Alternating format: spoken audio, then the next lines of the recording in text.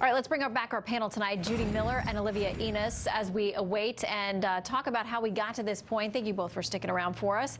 I want to play a little bit of something today. The conversation there has been about President Trump withdrawing the U.S. from the Iran deal, and critics who say that's going to hurt his ability to be able to negotiate with the North Koreans, that they'll trust he'll stick to a deal. Here was GOP Senator Joni Ernst on that.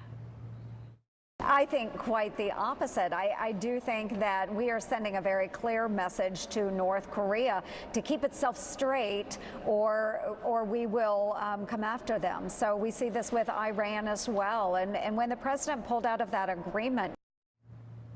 Olivia, your response on that conversation? You know, I think a lot of people are placing a lot of emphasis on the U.S. decision to pull out of the Iran deal and how that will relate to North Korea. But truthfully, I think that we really have to negotiate with North Korea on its own basis. You know, time and time again, North Korea has proven an unfaithful negotiating partner. And while the fact that North Korea did return the 3 American hostages to the U.S., I think that's one positive step. But that doesn't mean that they're necessarily going to be a faithful negotiating partner going forward. So I do think that in some ways, the Iran deal and pulling out does tell North Korea, look, we are going to be making sure that you keep your word when it comes to this agreement. And we're going to be watching every little detail very, very closely. So hopefully that means that we're able to negotiate an even stronger deal than we might have been able to negotiate before.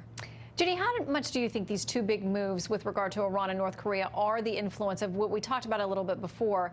The president's team that he has around him now, very hawkish, including John Bolton, and this new Secretary of State.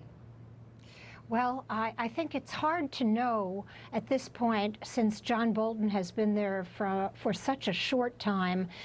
Ditto Mike Pompeo, though he was there in his capacity as CIA director. It's hard to know how the president is really making these decisions, to whom he listens, whether or not this was on his mind from the very beginning. As you pointed out, Shannon, he has been all over the map on what he said about North Korea and about Kim. But I do agree with Olivia in this respect, and I've been very critical, by the way, of the decision to withdraw unilaterally from the Iran deal.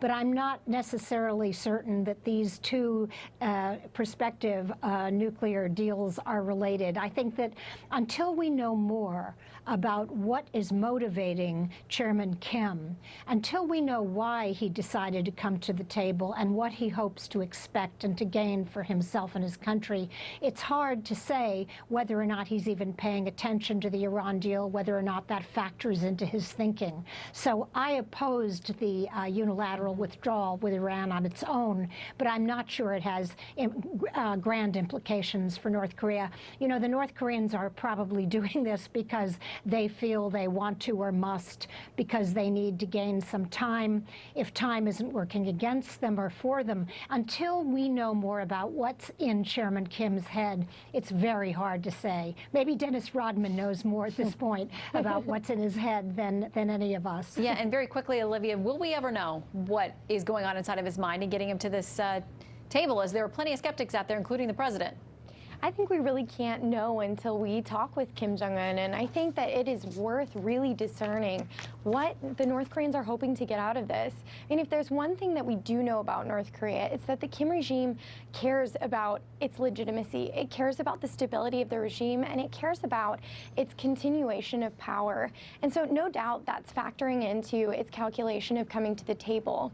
But now the U.S. needs to not allow North Korea to set the terms for these upcoming negotiations, but instead the Trump administration needs to be clear that denuclearization is a top priority and that human rights issues really can factor into that. They don't have to be viewed as separate issues necessarily, but rather maybe the international infrastructure can sort of view those issues as working in tandem and work to move the needle on both of those issues in this upcoming summit. All right, Olivia Enos and Judy Miller, thank you both for your time. Thank you. Thank you, Shannon. All right, we've heard about the horrendous conditions of North Korea's prisons. We're going to talk with Dr.